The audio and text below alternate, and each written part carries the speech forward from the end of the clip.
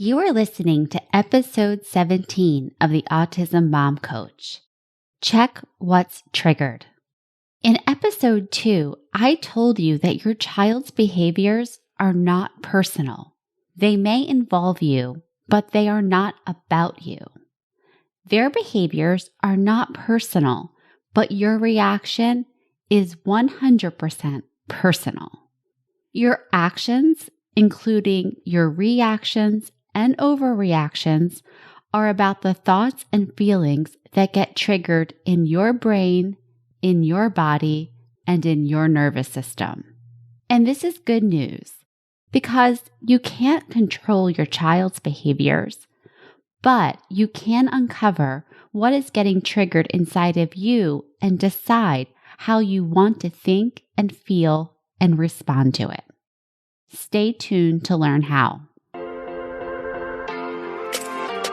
Welcome to the Autism Mom Coach, a podcast for moms who feel overwhelmed, afraid, and sometimes powerless as they raise their child with autism. My name is Lisa Candera. I'm a certified life coach, lawyer, and most importantly, I'm a full-time single mom to a teenage boy with autism. In this podcast, I'll show you how to transform your relationship with autism and special needs parenting. You'll learn how to shift away from being a victim of your circumstances to being the hero of the story you get to write. Let's get started. Welcome to the podcast. I hope you are doing well and enjoying your summer break, whatever that looks like for you. So last week, my son graduated from 8th grade, and it is not at all what I had imagined, or really what I had assumed it would look like. I assumed he would attend and graduate from the local middle school where he began 7th grade. But life happened, things changed, his needs changed, and we changed with them. It was not what I had imagined, but it is what he needed. And I am very grateful for the school that he attended and all of the people who supported us along the way. And in true form, Ben was awarded the school's Citizenship Award and the Bright Side Award for his class, both a testament to who Ben is and how he shows up when he is receiving the support he needs. And now we are on to summer break, which started with a trip home to visit family and a 4-hour delay in our train schedule, which was so much fun and really a great segue to the topic of today, which is triggers. Lots of triggers on this train ride for sure. So let's get to the topic for today. I want to talk about triggers in a way that is a little different from how we are used to thinking about them, and one I find a bit more empowering. So first, what is a trigger? In everyday parlance, we use the word trigger to refer to something that happens outside of us that results in us having an emotion. The child who does not listen. The partner who does not help with household chores. The mother-in-law who says words or exist.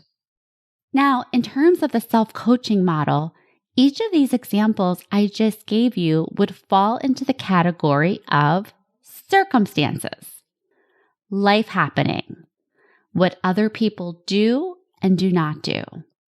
We can't control circumstances, at least in the moment.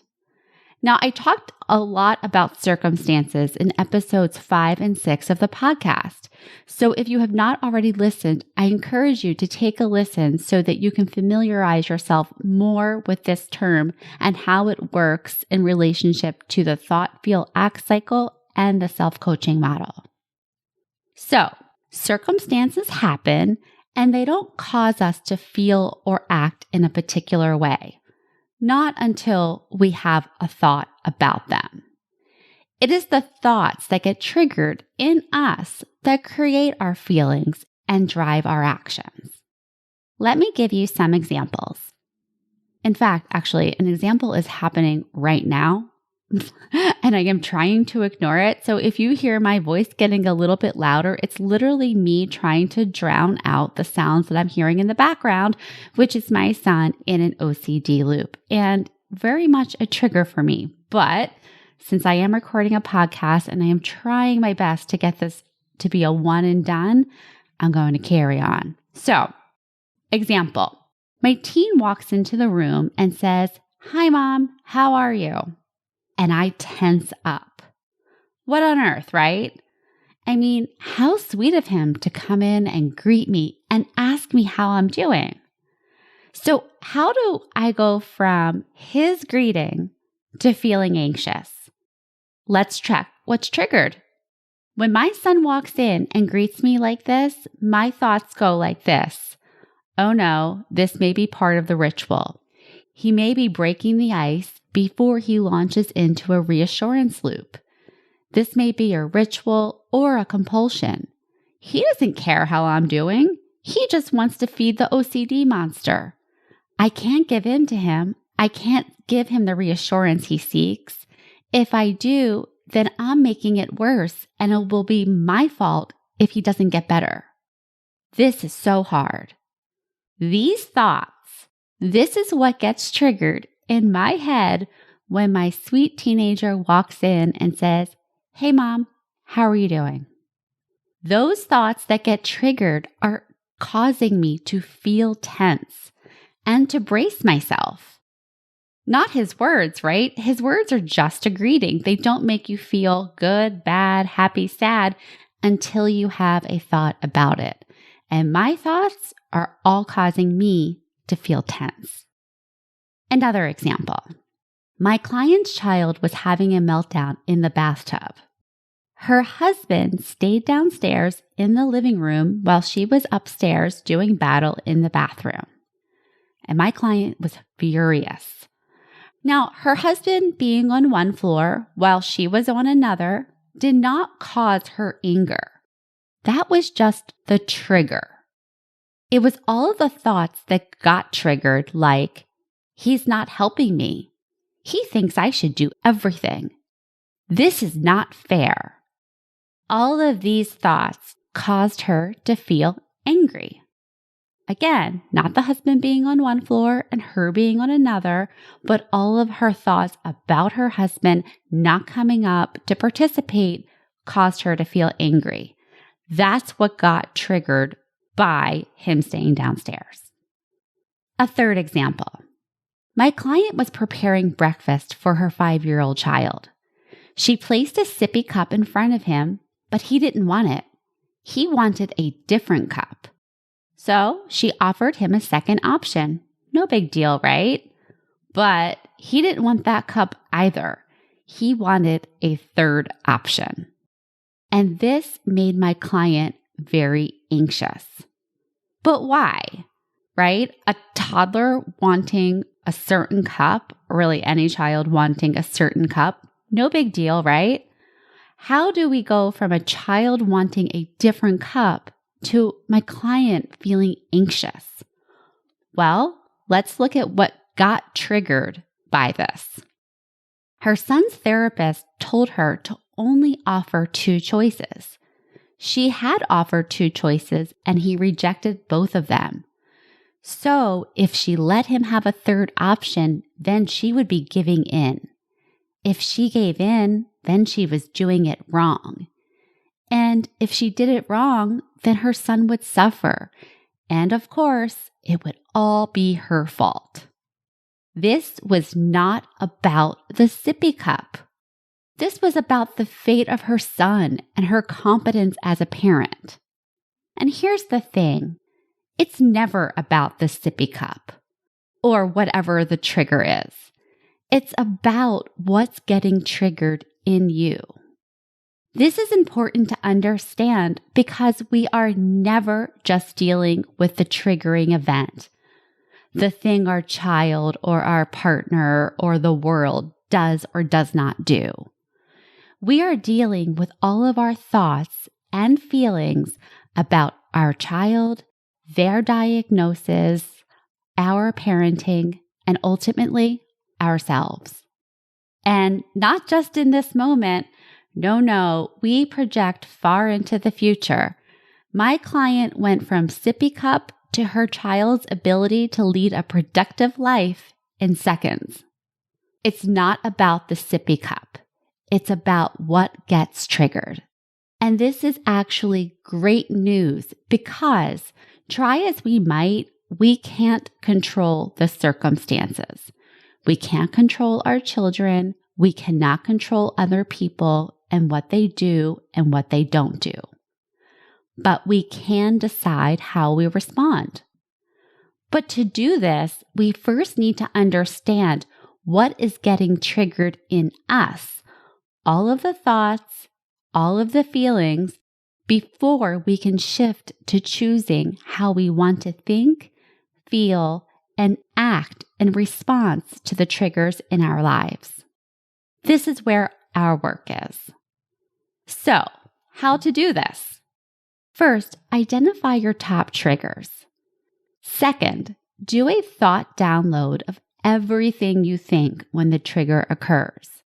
I like to do this on paper and just, like I said before in a previous episode, rage on the page, get it all down, uncensored, everything that comes to mind, everything you think, all of the thoughts, even the ones that make you cringe. Third, for each trigger, pick the loudest thought, the one that comes up the most or causes you the most pain. For example, when it comes to aggressions, maybe your thought is, my child wants to hurt me. And that thought is the one that causes the biggest emotional reaction in you. From there, brainstorm. What else might also be true about this trigger? Try to find some neutral thoughts. For me, when I think of neutral thoughts, I just try to go with the most factual, black and white clinical observations.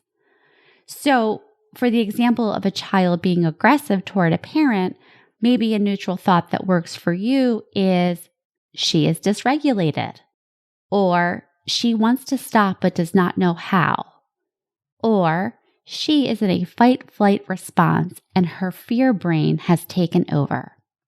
The point here is to find a thought you believe now and that feels better in your body than the thought that gets triggered when your child is aggressive or wants another sippy cup or won't do their homework or whatever the situation is. Finally, you have to practice the new thought.